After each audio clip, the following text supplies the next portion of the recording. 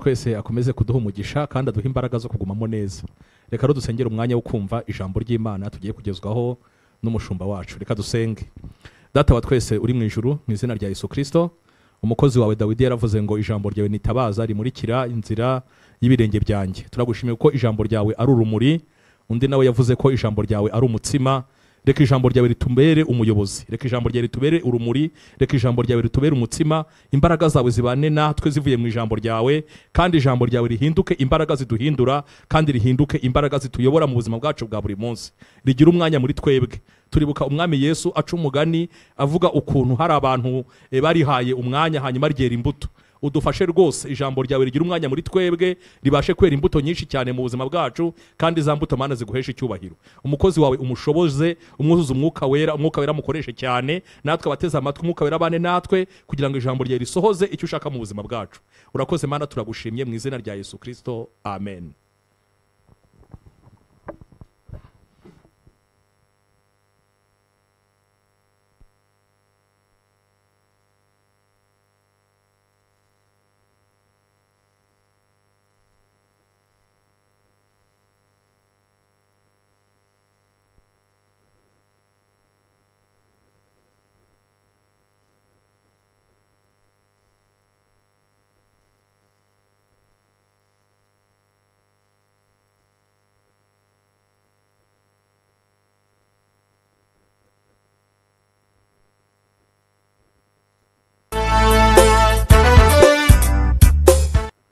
Ndasuhuza abantu bose badukurikiye muri uyu mwanya, kandi ndabaha ikaze mu ijambo ry'Imana tugiye gusangira.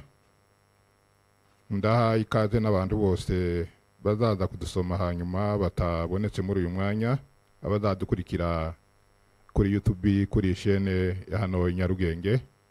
Mwese Imana ibaha umugisha.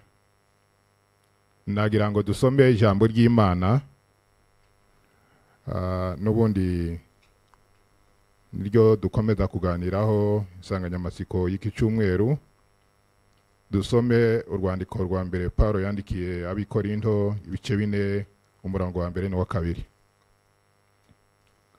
Nuko rero abantu baje badutekereza yuko turi abakozi ba Kristo n'ibisonga byeguriwe ubwiru bw'Imana, kandi ibisonga bishakwaho kuba abanyamurava.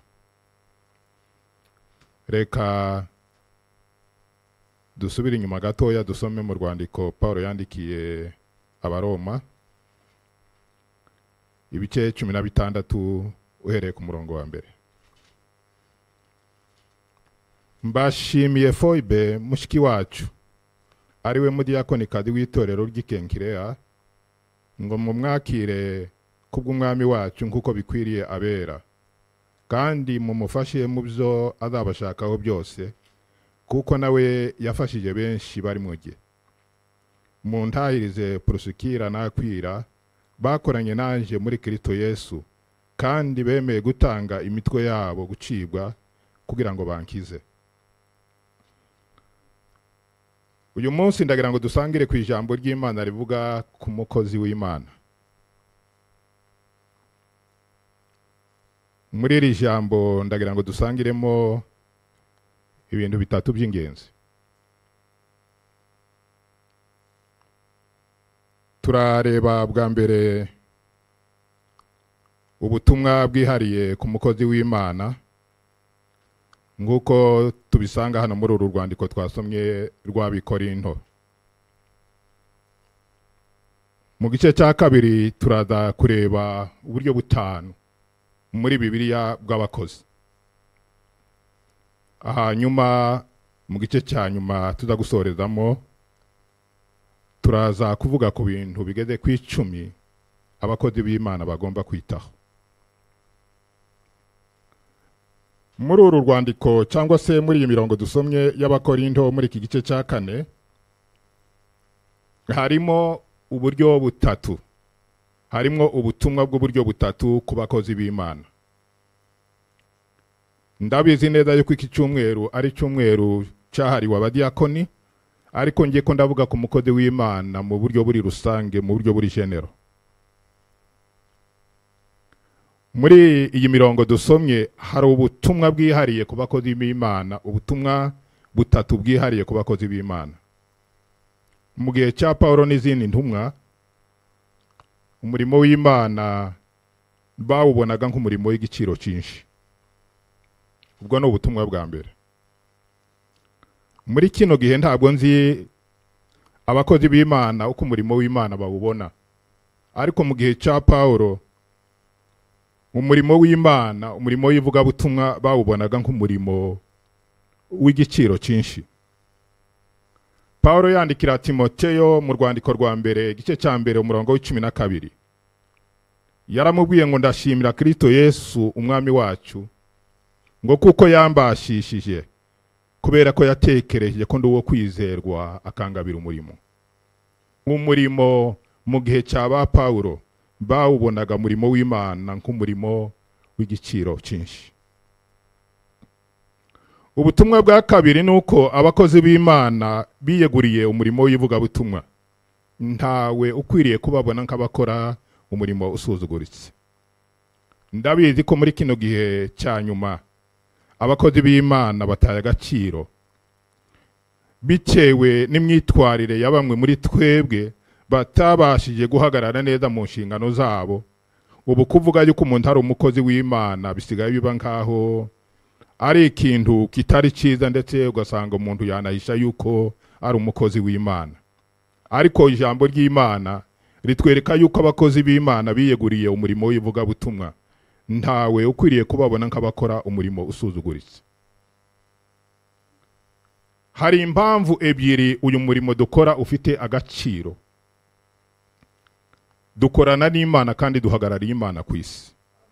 Niyo mpamvu abakozi b'Imana bakora umurimo w'Imana bakwiriye kugira iryo shema, bakumva yuko dukorana n'Imana kandi turayihagarariye hano ku isi. Ako ni agaciro k'umukozi. Hari amagambo Yesu yabwiye abigishwa be dusanga mu butumwa bwiza ko bwanditswe na Yohana mu bice 12 umurongo wa 26. Yaravuze ngo umuntu nankorera ankurikire. Aravuga ngo aho ndi n'umugaragu wanjye niho azaba.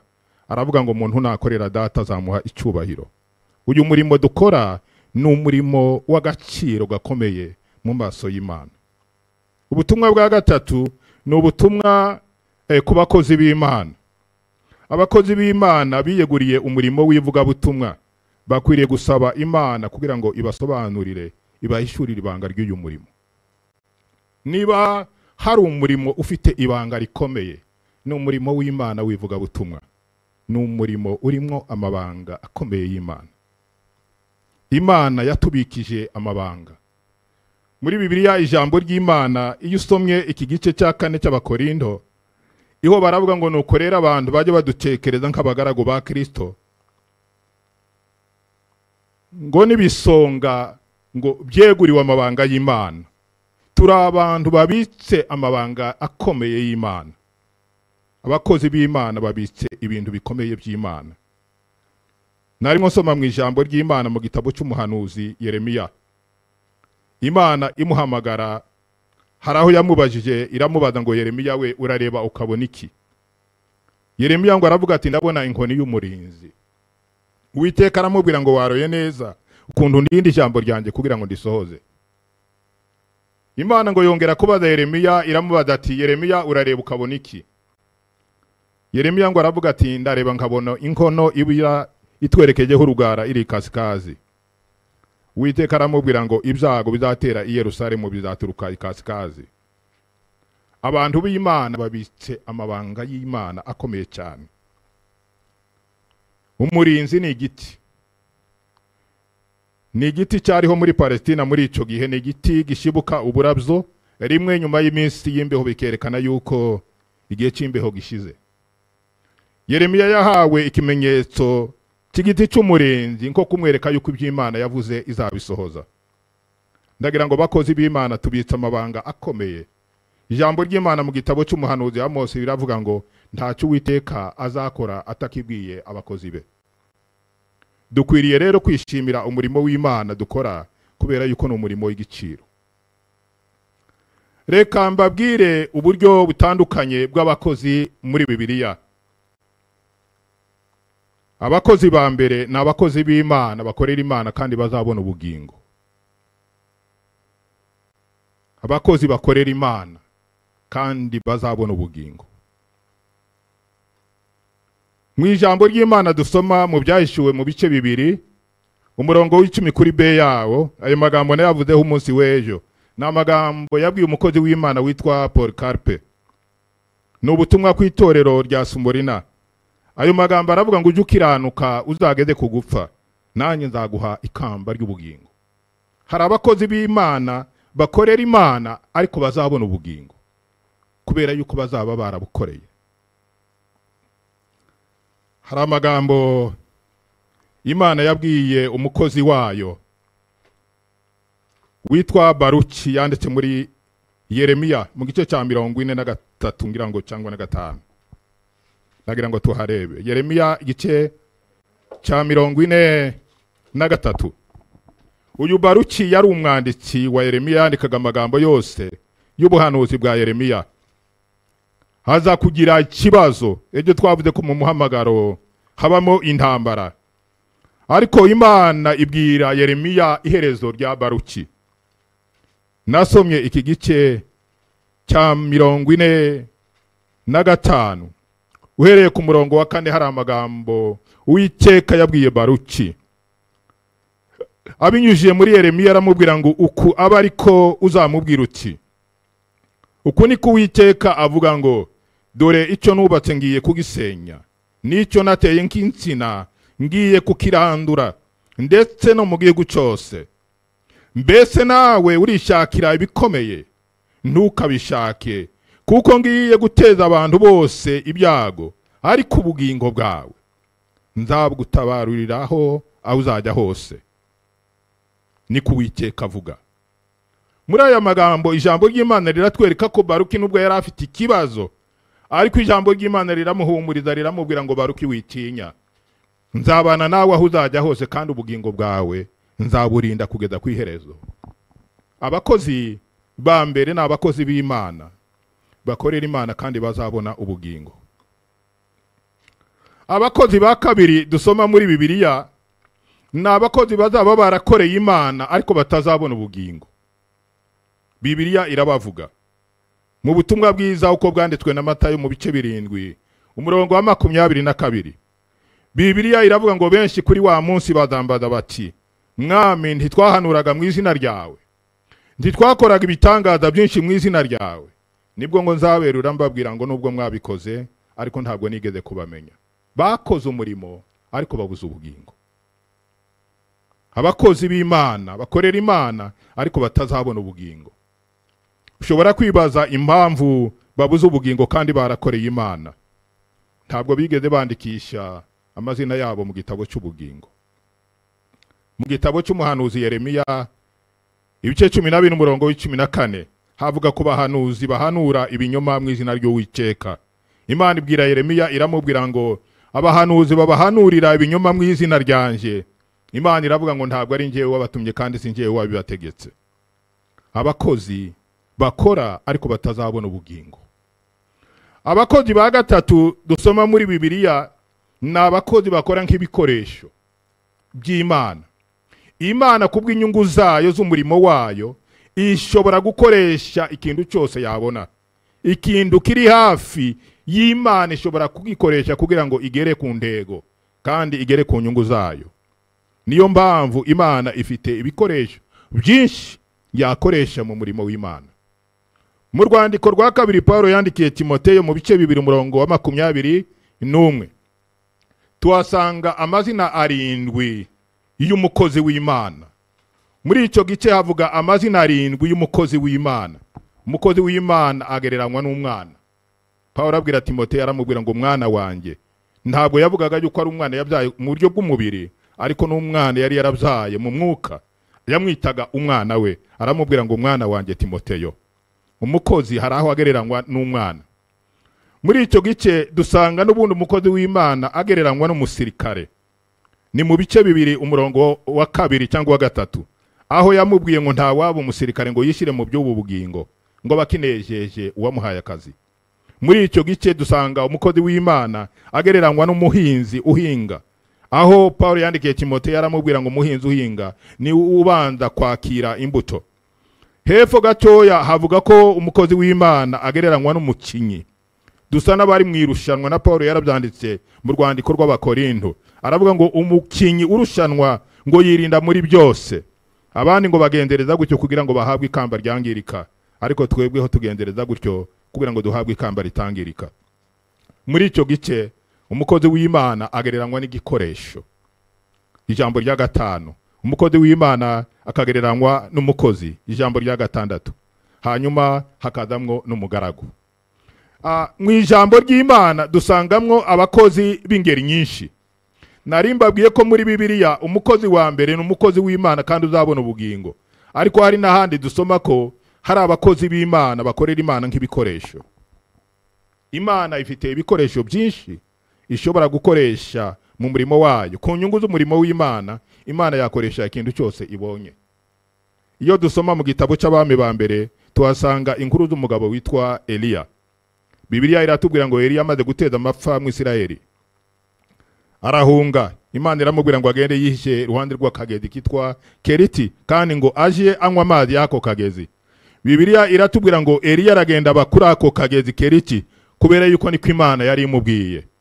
Ariko ngo Imana itegura uburyo izamutunga kuri ako kagezi. Bibiliya iratubwira ngo uko bukeye nuko bwije, Imana yoherezaga ibikona, yoherezaga ibyiyoni, bikamuzanira umutsima n'inyama nguko bukeye nuko bwije. Ibikona Imana yabigize ibikoresho kugira ngo igaburire umukozi wayo.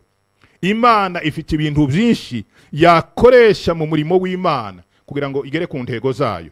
Niyo mpamvu Yesu yigisha yaravuze ngo naho abantu batahimbaza ishobora kubwira n'amabuye agahimbaza. Imana iganira n'umugabo witwa Balamu wabayeho ari umuhanuzi. Umwe wahamagawe n'umwami Baraki kugira ngo aze kuvuma ubwoko bw'Isirayeli bari mu bucayo.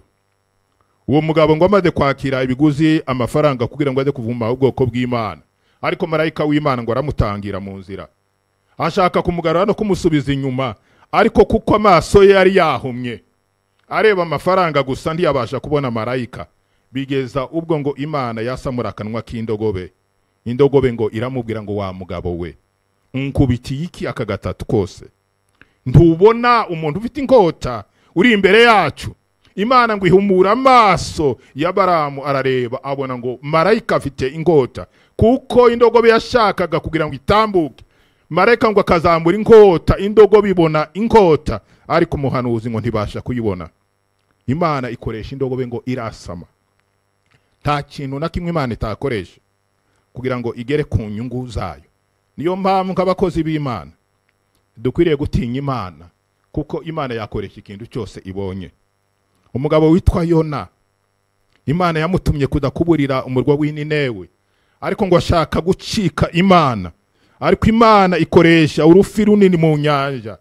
Yona ngo ageze umuhengera ashaka gucika Imana. Ayo makuru murayazi. Imana iteza umuraba, iteza umuyaga mwinshi, ariko ku iherezo bamaze gufinda basanga Yona niwe ufite ikibazo. Hanyuma ngo kapiteni w'ubwato aramubaza ngo yewe Yona, niki ukora? Dukora iki? Yona amenya yuko yateshutse, ngo arababwira ati nimumfate munjugunye mu mazi, nyanja iratuza. Bamaze kumujugunya mu mazi, Bibiliya iratubwira ngo ifi iramufata iramumira. Hanyuma ngo Imana ikoresha urwo rufi ruramujyana, nubundi ngo ruza kumuruka ku nyanja mu gice yagombaga kujyamo. Imana ikoresha urufi. Yona yasengeye mu nda y'urufi. Imana ishaka kugera ku ntego zayo ishobora gukoresha ibikoresho.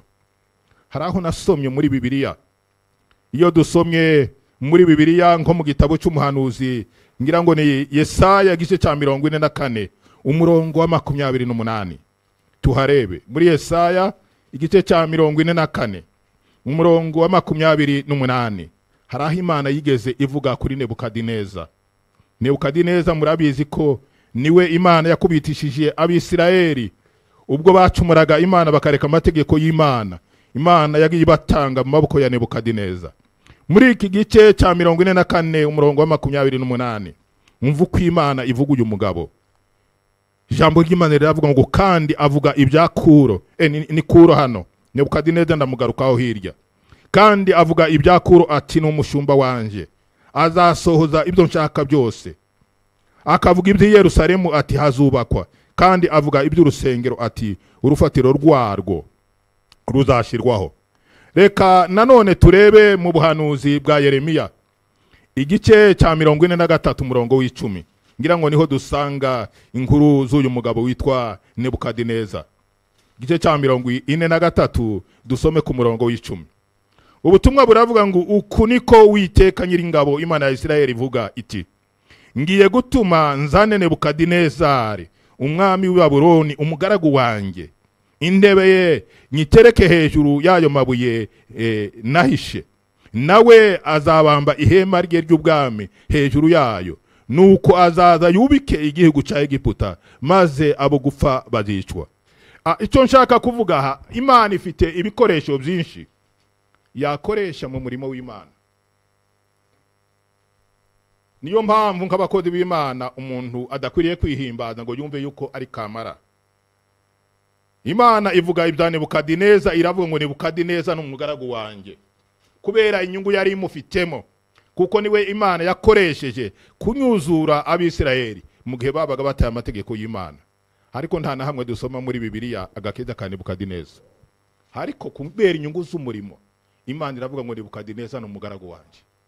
Imana ivuga ibya Kuro, iravuga ngo Kuro ni umushumba wanjye. Kuro ni umwe mu bami b'abanyamahanga babaye ku ngoma z'i Babuloni nyuma y'ingoma y'Abakardayo, hakurikiye ingoma y'abami ba Medi n'Abaperesi. Uyu mwami witwa Kuro niwe watanze uburenganzira ku Bayuda bongera gusubira kudakubaka Yerusalemu. Handi muri Bibiliya bamwita ngo ni Mesiya, ariko ntaho tubona Kuro yigeze abatizwa, ntaho tubona agakiza ka Kuro. Ariko kubera inyungu z'umurimo Imana yari mufitemo, Bibiliya imwita ngo ni umushumba wanje. Hari ibikoresho, Imana ifite ibikoresho byinshi yakoresha mu murimo w'Imana. Paulo yandikira Timoteyo aramubwira ngo muzi y'inyumba ngo habamwo ibintu byinshi, ngo harimwo bimwe by'ibiti, ibindi by'ibumba, ngo n'ibindi by'amabuye. Ariko aramubwira ngo umuntu niyiyeza akitandukanya n'ibidakwiriye, ngo azaba abaye ikintu cy'igikoresho cy'ingirakamaro cyejejwe kandi ngo gifitiye nyiraco umumaro. Abakozi ba kane n'abamarayika. Mu gitabo cy'Abaheburayo gice cya 1 umurongo wa 7 haratubwira ngo abamarayika Imana yabagize nk'imiyaga. Imana ishobora gukoresha abamarayika, kandi Bibiliya itwereka ko abamarayika ni benshi cyane. Iyo Imana ishaka gutanga ubutumwa, hari aho yakohereza umuntu, ariko hari naho yohereza marayika. Ku butumwa bwihariye Imana igikoresha abamarayika n'abakozi b'Imana, kandi Imana ituma kugira ngo bafashe abazaragwa agakiza. Abakozi ba gatanu n'abakozi ba leta. Bibiliya irabatubwira mu rwandiko rw'Abaroma 13 umurongo wa 1. Mu rwandiko rwa mbere Paulo yandikiye Timoteyo ibice 2 umurongo wa 1 no wa 2. Paulo abwira Timoteyo, aramubwira ngo udusengera abami n'abatware, kugira ngo tubeho mu mahoro tutabona ibyago. Aba ni abakozi b'Imana, aba bose ni abakozi b'Imana. Ariko ijambo shaka kugarukaho, bumukozi w'Imana wiringirwa kandi uzabona ubugingo ku Mana. Reka mbabwire ibintu bigeze nko mu 10 abakozi b'Imana bagomba kwitaho. Muri izi ngeri zose twavuze ibintu bigeze nko mu 10 abakozi b'Imana bagomba kwitaho. Icyambere, ugomba kwita ku muhamagaro wawe. Paulo yandikiye Abakorinto mu rwandiko rwa mbere gice cya 1 umurongo wa 26 arababwira ngo muzirikane guhamagarwa kwanyu, ngo ab'ubwenge bw'abantu bahamagawe si benshi, kandi ngo n'imfura zahamagawe si nyinshi, n'abakomeye bo muri iyi si bahamagawe si benshi. Ariko arababwira ngo Imana yatoranije abaswa bo mu isi kugira ngo ikoze isoni abanyabwenge, kandi ngo Imana yahamagaye ibinyantege nke byo mu isi kugira ngo ikoze isoni ibikomeye. Kwita ku muhamagaro wawe, uhamagawe n'Imana. Petero yaranditse mu rwandiko rwe rwa 2 gice cya 1 umurongo w'10 arandika aravuga ngo nicyo gituma ngo mukwiriye kwitondera guhamagarwa kwanyu no gutoranywa kwanyu, ngo kuko ni mukora ibyo ngo bizabaha rwose kwinjira mu bwami bwa Kristo butazahanguka. Mukozi w'Imana, cyo nagusaba kimwe, ita ku muhamagara wawe, uhamagawe n'Imana. icya kabiri abakozi b'Imana bagomba kwitaho mu murimo w'Imana no kwita ku nshingano zawe. Uyu munsi cy'Icyumweru turimo turaganira n'abadiyakoni, ariko njye nashimye kuvuga ku bakozi b'Imana muri rusange. Niba uri umukozi w'Imana ugomba kwita ku nshingano zawe. Ndagira ngo mbabwire ko inshingano zacu ziratandukanye uko abantu bagiye barutana mu nzego. Inshingano z'umushumba hari aho zitandukanaho gatoya n'inshingano z'umubwiriza butumwa. Inshingano z'umubwiriza butumwa hari aho zitandukana n'inshingano z'umudiyakoni. Inshingano z'umudiyakoni hari aho zitandukana n'umuyobozi wa korali cyangwa umuyobozi w'abanyamasengesho. Kwita ku nshingano zawe ku mukozi w'Imana uje wita ku nshingano zawe. Mu Balewi ibice 22 umurongo w'9 Bibiliya iravuga ngo nico gituma bakwiriye kwitondera mu murimo n'abarindishije kugira ngo utabazanira icyaha ukabicisha kuko bawononye. Jya wita ku nshingano zawe. Buri muyobozi, buri mukozi w'Imana afite inshingano zimureba. Reka mbabwire inshingano 3 z'abashumba nubwo bafite nyinshi, ariko inshingano z'abashumba 3 z'ingenzi. Icya mbere no kurinda umukumbi. Iyo ni inshingano ya mbere y'abashumba. Iya kabiri ni ukugaburira umukumbi. Inshingano ya gatatu ni ukuragira umukumbi. Izo nshingano ni inshingano zacu tugomba guhora twitwararika nk'abashumba. Hari inshingano z'umukuru w'itorero, nubwo inshingano z'umushumba n'umukuru w'itorero zishaka gusa, ariko hari umwihariko. Paulo yandikira Timoteyo yavuze ku nshingano z'abakuru b'itorero mu bice 5 n'imirongo yo hepfo. Yaravuze ngo abakuru b'itorero batwara neza, ngo batekerezwe yuko bakwiriye guhabwa icyubahiro incuro 2, ariko aravuga ngo cyane cyane abarutwa no kuvuga no gusoma ijambo ry'Imana. Ni inshingano zacu kwigisha, kuyobora umukumbi no kuwugaburira no kuwigisha ijambo ry'Imana. Inshingano z'umubwiriza butumwa 3 z'ingenzi. Umubwiriza butumwa afite inshingano ya mbere yo kuzana abantu kugakiza. Iyo ni inshingano ya mbere y'umubwiriza butumwa. Inshingano ya kabiri y'umubwiriza butumwa ni ukugeza ubutumwa bw'umunezero ku bari kure no ku barimbuka. Iyi ni inshingano y'ububwiriza butumwa ni ukugarura imitima yahabiye kure. Abadiyakoni bafite inshingano nyinshi, ntabwo nshaka kuzivuga muri uyu mwanya, ariko barazizi. Ugomba kwita ku nshingano zawe nk'umukozi w'Imana.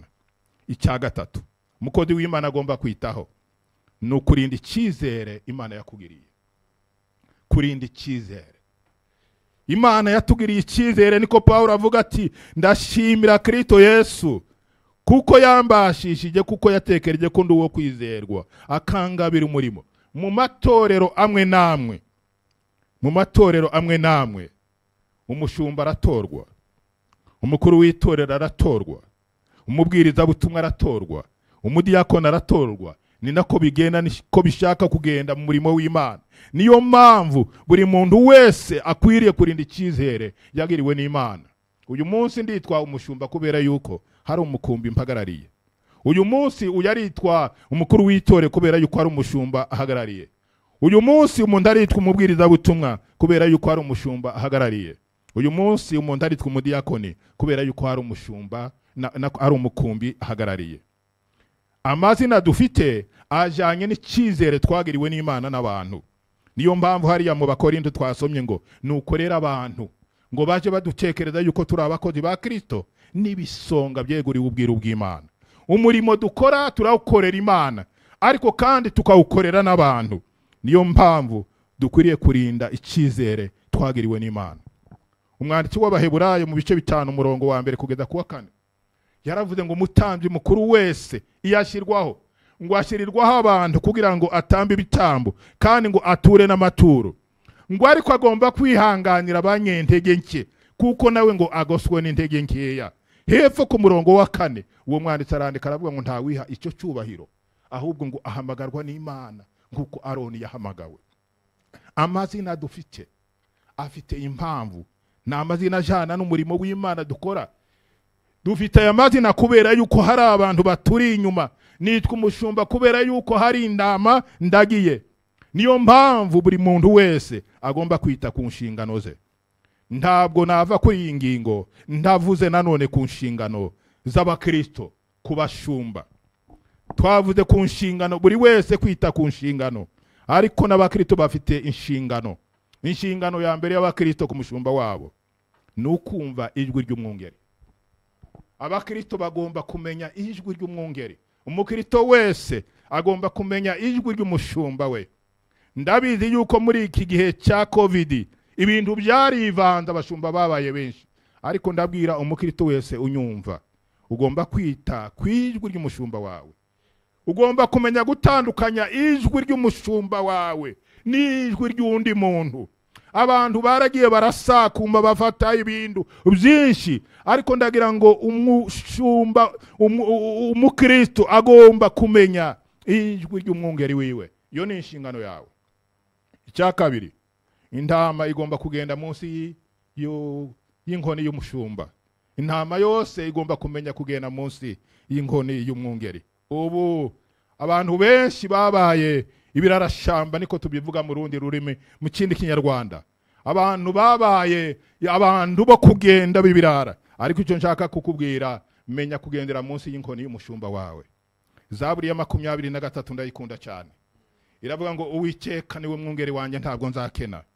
Ngo anjana mu cyanya cy'ubwatsi bubisi, angeze iruhande rw'amazi adasuma, asubiza intege mu bugingo bwanjye, anyobora mu nzira yo gukiranuka ku bw'izina rye. Ngo naho nanyura mu gikombe cy'igicucu cy'urupfu, uwo mwanditsi aravuga ngo sinzatinya kuko ndi kumwe nawe.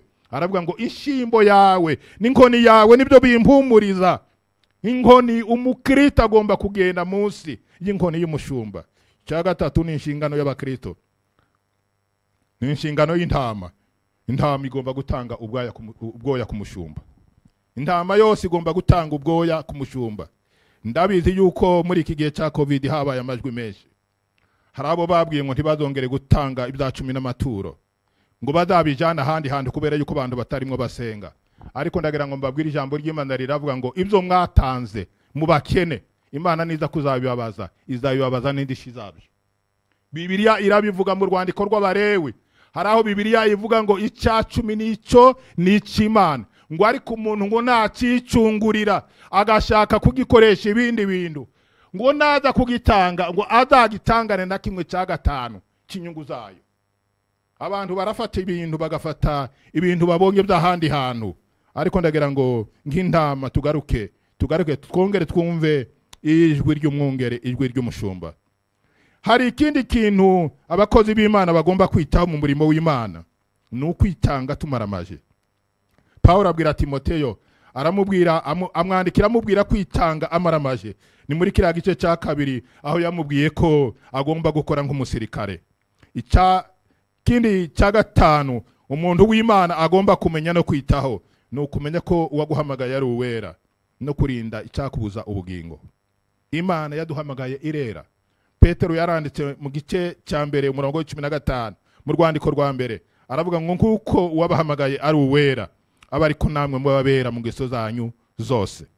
Ijambo rya 6 umukozi w'Imana agomba kumenya, ni ukumenya kuhagararira Imana ku isi. Nabivuze, byanditse mu Bakorinto ibice 5 umurongo wa 20. Turaba ambasaderi ba Kristo, duhagarariye Imana ku isi, duhagarariye ijuru hano mu isi. Ambasaderi ni umuntu uhagarariye igihugu cye mu kindi. Ibyo tugomba kubimenya nk'abakozi b'Imana ko duhagarariye Imana hano ku isi. Ijambo rya 7 umukozi w'Imana agomba kumenya ko uwaduhamagaye ari umunyambaraga. Twahamagawe n'umwami w'ijuru n'isi, twahamagawe n'Imana ikomeye, twahamagawe n'Imana y'inyamaboko. Niyo mpamvu tudakwiriye gucinya. Hari ijambo umwami Yesu akubwira, aravuga ngo nuca mu mazi nzaba ndi kumwe nawe, nunyura mu muriro ntabwo ibirimi byawe bizagufata, nunyura mu migezi ntabwo izagutembana.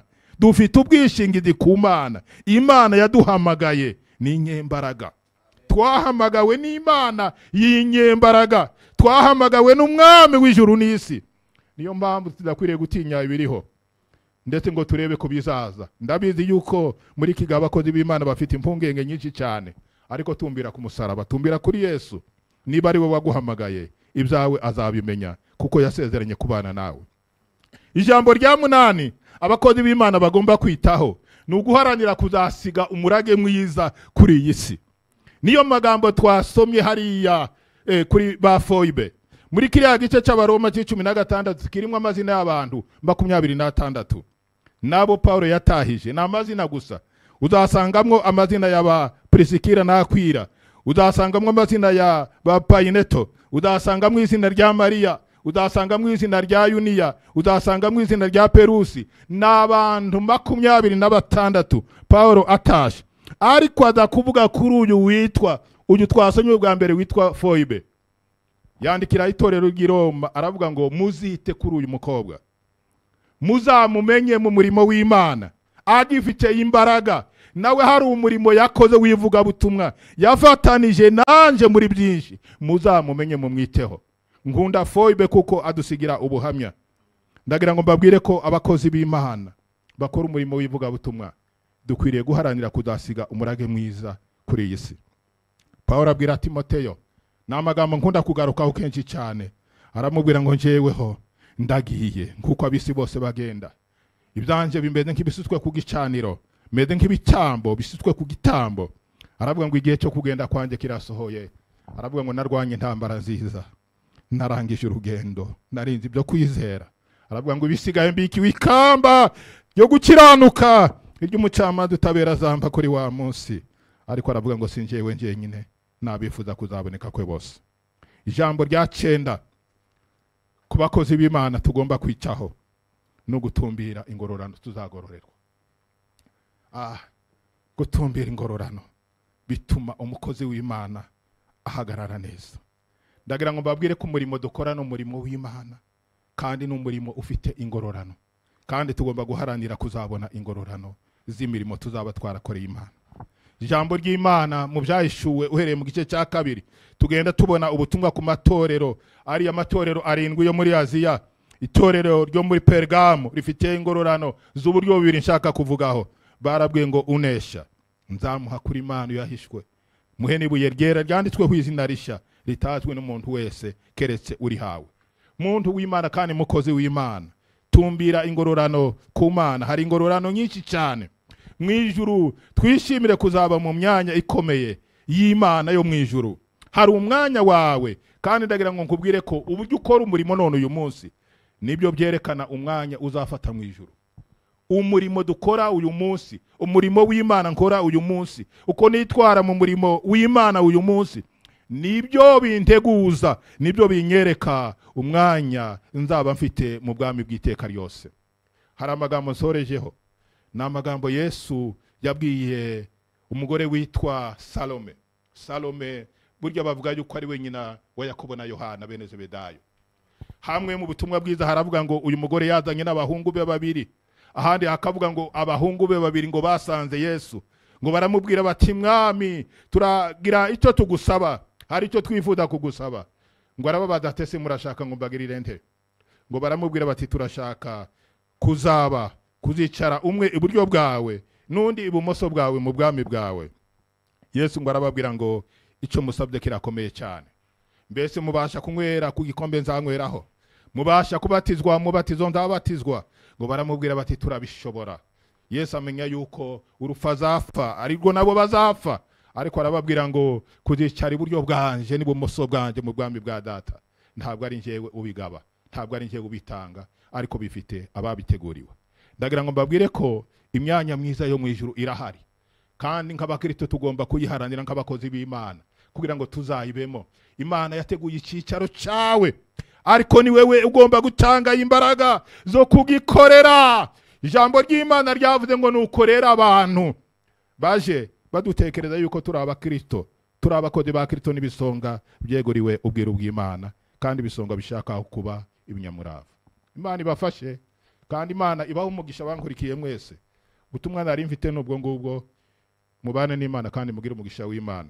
Reka dusenge. Pastor nahaguruke dusenge Imana. Tuvuze ku bintu bitatu. Tuvuze ku butumwa bwihariye bw'abakozi b'Imana, tuvuze ku miterere y'abakozi b'Imana, uburyo bugeze muri 5 bw'abakozi b'Imana, tuvuze no kubyitonderwa. Mvuze amagambo 9 kuri 10 nari navuze. Abakozi b'Imana tugomba kwitondera mu buzima bwacu. Ita ku muhamagaro wahamagawe n'Imana. Umuhamagaro wawe ufite imbaraga. Imana yaguhamagaye niyo kwizerwa, kandi umuhamagaro wawe n'uhagararamo neza. witinya ntacyo uzaba, Imana izabana nawe. Tugiye gusenga Imana umuntu wumva yaracitse intege mu muhamagaro, kubera yuko amajwi ni menshi muri kino gihe, impuha ni nyinshi mu muhamagaro, ariko hagarara mu mwanya wawe. Uwiteka abwira Baruki, aramubwira ngo witinya. Mbese nawe Baruki urishakira ibikomeye, urashaka imyanya ikomeye Baruki, ariko Imana iramubwira ngo ntukayishake, ariko ubugingo bwawe ndabufite. Imana ubugingo, vyigarisha ubugingo. Ubugingo buraruta ibindi byose umuntu ashobora guharanira. Yesu yaravuze ngo mbese umuntu byamumarira iki gutunga ibintu byo mu isi, ariko hanyuma akazabura ubugingo. Ubugingo burakomeye, shinganisha ubugingo bwawe mu Mana. Igihe kiraje, Yesu ari hafi kugira ngo atange ingororano ku bakozi bamukoreye. Pastor, ushobora gusenga Imana kakuyobora mu isengesho, usengera imihamagaro yacu, usengera abakozi b'Imana batinye, kandi buri wese Imana imufashe kugira ngo azabona ingororano z'imirimo yakoreye Imana. Data wa twese uri mu ijuru, mu izina rya Yesu Kristo turaguhimbaje kubw'ijambo ryawe twumvise. Izina ryawe Imana nirihabwe icyubahiro. Mu ijambo ryawe twumvise ko hari abakozi bafite ubugingo, uzabwira ngo mwakoze neza, warangiza ukabaha ingororano. Ariko hari n'abandi bakozi twumvise badafite ubugingo, kandi ukabita abagaragu bawe. Muri bo twumvisemo Bakuro, twumvisemo Mwami Imana yacu hamwe n'abandi Nebukadinezari, wabise abagaragu bawe. N'uyu munsi wa none harabukita abashumba bawe, harabukita abagaragu bawe, ariko badafite ubugingo. Yesu wongeye kubisubiramo, uravuga ngo benshi kuri uwo munsi bazakubwira ngo twarahanuraga mu izina ryawe, twigishaga ijambo mu izina ryawe, twarerekaga mu izina ryawe, twirukanaga abadayimoni mu izina ryawe. Ngo uzaberurira ngo nimumve imbere mwa nkozi z'ibi bimwe, ngo ntabwo nigeze mbamenya. Ntabwo twifuza kuba abahanuzi bameze batyo, ntabwo twifuza kuba abapasto, abashumba bameze batyo, ntabwo twifuza kuba abadiakoni bameze batyo, ntabwo twifuza kuba abakozi uzabwira ngo mumve imbere mwa nkozi z'ibi bimwe, ntabwo nigeze kubamenya. Turifuza kuba abakozi ukoresha, wita abashumba, wita abakozi bawe, ariko tukaba dufite ubugingo, tukaba tutari inkozi z'ibibi, tukaba twarogejwe n'amaraso ya Kristo, tukaba twizera Kristo, tuyoborwa na Kristo, dukoreshwa na Kristo. Turifuza kuba abakozi uzabwira ngo nimwinjire mu bwami bwabateguriwe uhereye ku kuremwa kw'isi. Abo ngabo nibo twifuza kubabo. Mwami, muri aya masaha dusengeye uyu mwene data, umuntu wese wakijijwe ni umukozi wawe. Ntushobora guhamagara umuntu umuhamagariye kwicara, ntushobora guhamagara umuntu ngo akizwe umuhamagariye kubaho ngaho gusa. Umuntu wese wakijijwe ni umukozi wawe. Niyo mpamvu utwita ingingo za Kristo, bamwe ni amaso, abandi ni amatwi, abandi ni amaboko, abandi ni amaguru. Turi ingingo za Kristo, ingingo zitagomba kuba zipfuye, ni ingingo zima. Abantu bakijijwe bose bari ku mubiri wa Kristo, dukwiriye kuba active, ntitubanebwe dusengeye abanebwe. Ijambo ryawe riratubwiye ngo abakozi bawe bakwiriye kuba abanyamurava, bakwiriye kuba abantu b'inyangamugayo, bakwiriye kuba ibisonga bikora umurimo wawe nk'ibizawubazwa. Turi imbere yawe, dusengeye abadiakoni impande n'impande, dusengeye abashumba impande n'impande, dusengeye abakuru b'itorero, dusengeye abakristo, dusengeye abo wahamagaye impande n'impande, kugira ngo dushoboze kuba abagaragu bawe ariko bafite ubugingo buhoraho. Babandi uzabwira ngo mwinjire mu bwami bwabateguriwe uhereye kuremwa kw'isi. Nari ndwaye muransura, nari nambaye ubusa muranyambika. Abantu bagukorera ariko uri Imana ibazi, utababwiye ngo nimumve imbere. Ntabwo twifuza kuzirukanwa, turifuza ko watwakira. Turabizi ntabwo Bakuro bari mu ntwari zo kwizera, ntabwo Mwami Imana yacu, ntabwo ba Nebukadinezari bari mu ntwari zo kwizera, ariko ba Danieli bazibamo, ba Yeremiya bazibamo, na ba Ezekiyeli bagukoreye, ba Gideyoni bazibamo kubera ko bakwizeye bagakorana nawe. Turifuza kuba mu ntwari zo kwizera, abantu ukoresha, kandi abantu bogejwe n'amaraso ya Yesu. Twogeshe amaraso ya Yesu aho twagize intege nke, aho twagenze ukundi. Turaje imbere yawe. Hari igihe turwana n'umubiri tugatsindwa, hari igihe turwana n'isi tugatsindwa, hari igihe turwana n'imyuka mibi itagira inyama n'amaraso, tukarwana na Satani. Ntabwo tumurebesha amaso y'umubiri, tukarangara tugatsindwa, ariko turihannye muri aya masaha. Amaraso yawe Kristo niyongera twoze, niyongera twoze. Muri ibi yaravuze ngo ayo maraso arahembura, ngo yarampembuye mfuye, ngo mpesha amahoro menshi, ngo n'ubugingo budashira, n'ubugingo bw'iteka. Turi imbere yawe Kristo muri aya masaha. Maraso yawe naduhembure, maraso yawe natwoze, natuzure, maraso yawe Kristo natuzure, niyongere kuduhesha amahoro menshi, niyongere kuduhesha ubugingo bw'iteka, atume wongera kutumurikira, itabaza ryawe ricane, umucyo uhunge mu buzima bwacu, mu izina rya Yesu Kristo. Tube ibisonga byawe, tube abakozi bawe b'abanyamurava, b'inyangamugayo, abantu bagukorera mwami ukanezerwa. Urakoze Mana, turagushimye ku mukozi wawe ushoboje, umuha umugisha, umwuzurize, ubane nawe, ubane n'umuryango wawe, ubane n'itorero ryawe. Dusengeye ibyifuzo binyuranye bwoko bwawe bufite, dusengeye abarwayi kugira ngo batabare, ubakize indwara barwaye mu izina rya Yesu Kristo. Nabo gutaha babaho, uri Imana ishobora kubasura ukabategura, warangiza ukabacyura, kubera ko no gutaha nabyo bibaho. Mu isi turi abashyitsi, turi n'abimukira, watabara bari mu ntambara mu izina rya Yesu Kristo, warenganura bari kurengana, wagirira neza uyu muntu, n'abashomeri wabaha akazi, wagaburira abashonje, wakwambika abambaye ubusa. Uri Imana itabara mu izina rya Yesu Kristo, buri muntu wese umuhaze kurikije ibyifuzo afite. Dusabiye umugisha abantu bakomeje gutanga amaturo, bakomeje gutanga icyacumi, twabyumvise neza, abatanga amaturo n'icyacumi naho ni umurimo baba bari gukora, tubasabiye umugisha mu izina rya Yesu. Abakomeje gutanga amafaranga ku nyubako, bubaka inzu, bubaka insengero zizitirirwa izina ryawe, zizakorerwamo umurimo wawe, tubasabiye umugisha mu izina rya Yesu. Ukomeze ubarinde, abita ku bakene bakabagaburira, barangiza bakabambika, bakita ku byifuzo byabo, batabara abantu babaye bose, ubahereza umugisha, ugira neza ubwoko bwawe. Urakoze Mana, turagushimye, ngaho ukomeze kuturengera, utwiteho, ubuntu bwawe bubane natwe n'amahoro yawe, mu izina rya Yesu Kristo umukiza wacu, amen. Reka n'ubundi dusabe umushumba adusengere dusoza. Twamaze gusenga amatangazo, ku cyumweru dusongera duhurire hano ku rubuga rwa YouTube channel no kuri Mixera isaa 3 kugeza isaa 4. Amatangazo ni yayindi, gutanga amaturo, gutanga icyacumi, murimo w'Imana urakomeje. Amafaranga yo kubaka urusengero turi gusa ntaho turugana ku musozo, turimo turakora igihe kurwanya inkongi z'umuriro. Mwese Imana ikomeze kubagira neza, ariko umushumba adusabira umugisha, hanyuma dusoze, turasoza twumva indirimbo. Imana ikomeze kubana natwe twese, amen. Mana Data, mu izina rya Yesu, turagushimira icyizere gikomeye watugiriye nk'abakozi bawe. Waravuze ngo umuntu nagukorera gukurikire, uravuga ngo aho uri n'umugaragu wawe niho azaba. Umuntu nagukorera Data azamuha icyubahiro. Turagushimiye, turagushimiye, turagushimiye, turagushimiye ko watugiriye icyizere.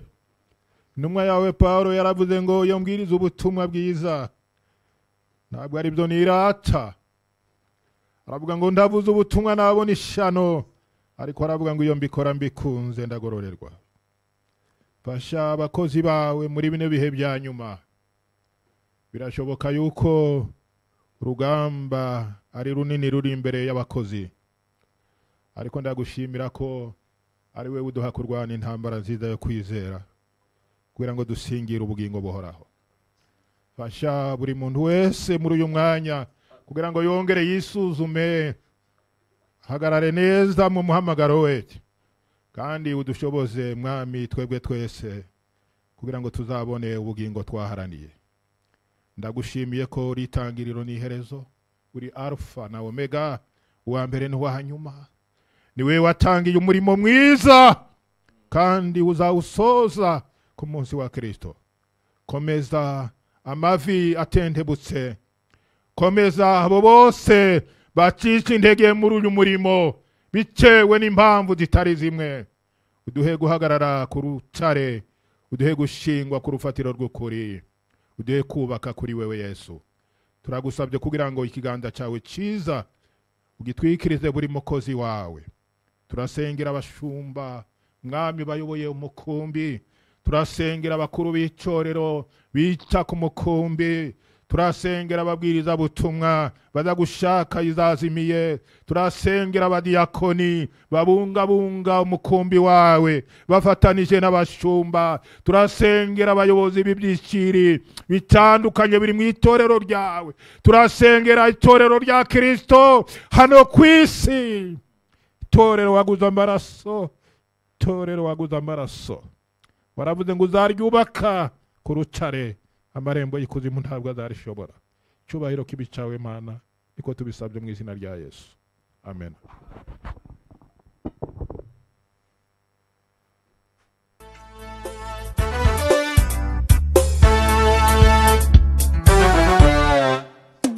ese mwibagiwe ko murabana b'Imana kuki mutazi ko murabaragwa ubwami ababimenye